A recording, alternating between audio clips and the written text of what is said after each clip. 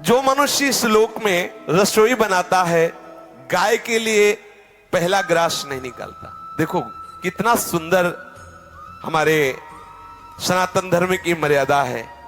दरवाजे पर एक गऊ बंधी हुई है, आप पहला ग्रास गऊ के लिए, ना गऊ है ना ग्रास है, कुत्ता है और सब रास है।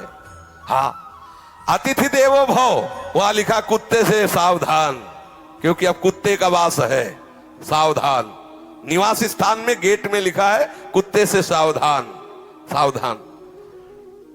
यहां वर्णन कर रहे हैं श्री शुकाचार्य कि इस लोक में जब आप भोजन बनाते हो तो एक रोटी गाय के लिए निकालो, कुछ टुकड़ा कौवे पक्षियों के लिए निकाल दीजिए, अतिथि के लिए। आप गृहस्थ हैं तो इंतजार 1-2 मिनट दरवाजे पे निकल के देखना चाहिए, कोई भूखा कोई अतिथि।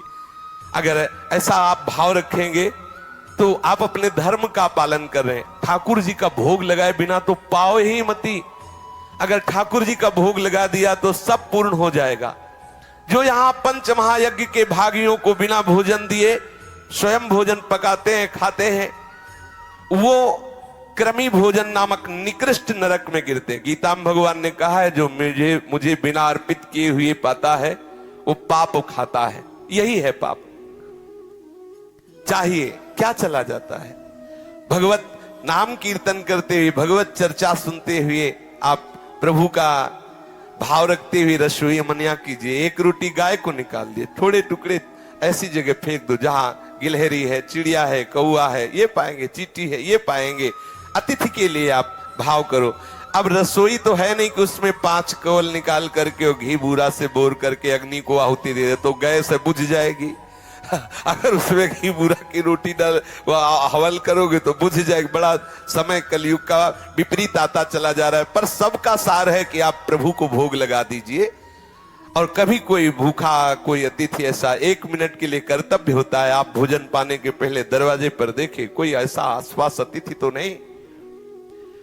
1 लाख योजन का लंबा चौड़ा एक कीड़ों का कुंड है, उसमें उसको फेंक दिया था, खाओ कीड़े, फेंक दिया गया उस कुंड में।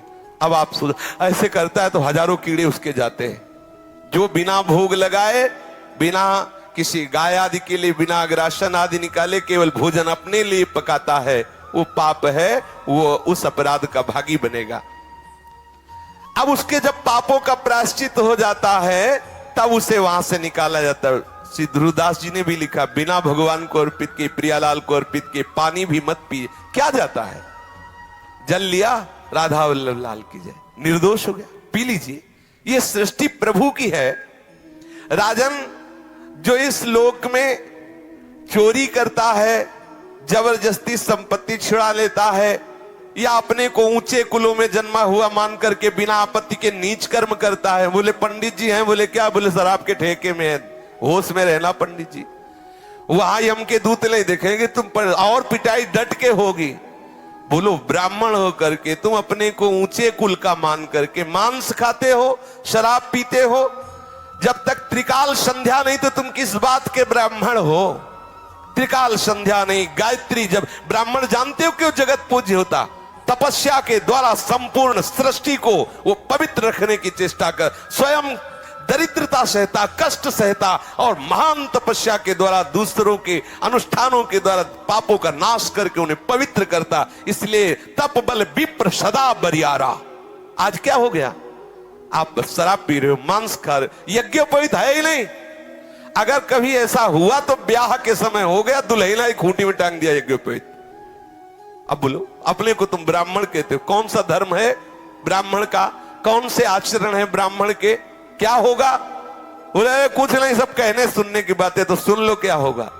जो ब्राह्मण हो करके चोरी करता है, बरजोरी करता है, दूसरों के स्वत्त का हरण करता है और सभी गंदे आचरण, अपने धर्म के विरुद्ध आचरण करता है, उसे संदंस नामक नरक में ले जाया जाता है और लोहे के गरम गरम गोले से दागा जाता है।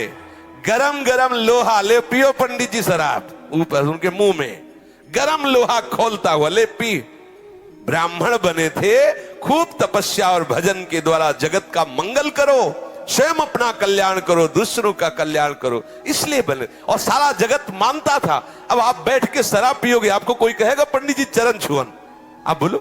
तुम्हारे हाथ में गंदे आहार देखेगा, तुम्हें कोई ब्राह्मण मानेगा? और है भी नहीं। आपने पूर्व कर्म किए तो ब्राह्मण कुल में जन्मे। अब कर्म क्या कर रहे हो? नीच कर्म। तो नीच है वो जो नीच कर्म कर रहे हो, तो नीच हो। देखो गोस्वामी जी ने लिखा, यदि आप भजन नहीं करते तो आप कोई भी हो, हरि भक्ति विहीन जीवन मुर्दे का जीवन है। जिन हरि भगति हृदय नहीं आनी, जीवित सब समानते प्राणी। कोई भी हो।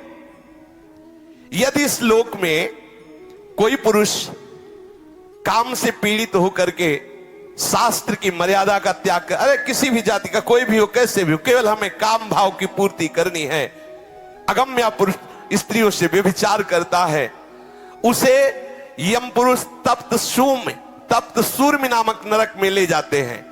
और जो स्त्री ऐसी व्यभिचारिणी होती है तो वहां तपाया हुआ पुरुष लोहे का बना हुआ है, आग, बिल्कुल आग, उसमें उसको आलिंगन करने का दंड दिया जाता है। यमराज के दूत ऐसे पकड़ लिए और उसमें अब 1-2 दिन वर्ष नहीं, बहुत काल तक चलते रहो। जो पुरुष पराई स्त्री के साथ व्यभिचार करता है उसके लिए वैसी स्त्री की रचना होती है, वो आग जैसी तपती होती है, बहुत काल तक उसको उसमें आलिंगन कराया जाता है, जलता रहता है, चीखता रहता है। तपाए हुए लोहे की स्त्री या तपाए हुए लोहे के पुरुष की मूर्ति से उसे बहुत काल तक उसमें आलिंगन कराया जाता है।